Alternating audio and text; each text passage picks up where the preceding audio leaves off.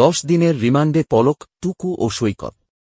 রাজধানীর পল্টনে রিকশাচালক হত্যা মামলায় গ্রেপ্তার সাবেক ডেপুটি স্পিকার শামসুল হক টুকু, সাবেক ডাক, টেলিযোগাযোগ ও তথ্য প্রযুক্তি প্রতিমন্ত্রী জুনাইদ আহমেদ পলক ও ছাত্রলীগের ঢাকা বিশ্ববিদ্যালয় শাখার সাধারণ সম্পাদক তানভীর হাসান সৈকতের 10 দিন করে রিমান্ড মঞ্জুর করেছেন আদালত। বৃহস্পতিবার বিকেলে শুনানি শেষে ঢাকার মেট্রোপলিটন ম্যাজিস্ট্রেট রশিদুল আলম তাদের রিমান্ড মঞ্জুর করেন। এর আগে দুপুরে 3 জনকে ঢাকার চিফ মেট্রোপলিটন ম্যাজিস্ট্রেট আদালতে হাজির করে পুলিশ। মামলার সুষ্ঠু তদন্তের জন্য তাদের 10 দিনের রিমান্ড আবেদন করা হয়।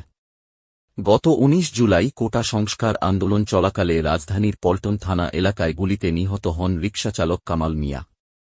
এ ঘটনায় রাজধানীর পল্টন থানায় অজ্ঞাতনামা দুষ্কৃতকারীদের আসামি করে 20 জুলাই একটি হত্যা মামলা দায়ের করেন নিহতের স্ত্রী ফাতেমা খাতুন।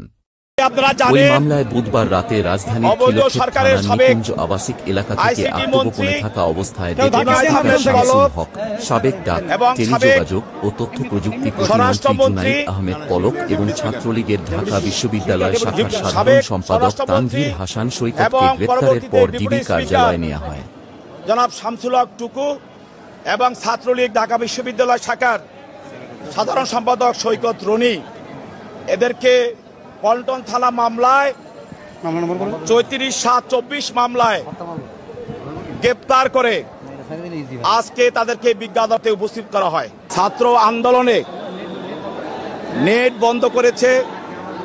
নেট বন্ধ করে রাখার ফলে সারা বাংলাদেশকে যোগাযোগ বিচ্ছিন্ন করেছে, সারা পৃথিবীকে বাংলাদেশের সঙ্গে বিচ্ছিন্ন করে রেখেছে এবং এতে করে মানুষের কোটি কোটি মানুষের টাকা লস হয়, যোগাযোগ হয় না এবং ছাত্র আন্দোলনে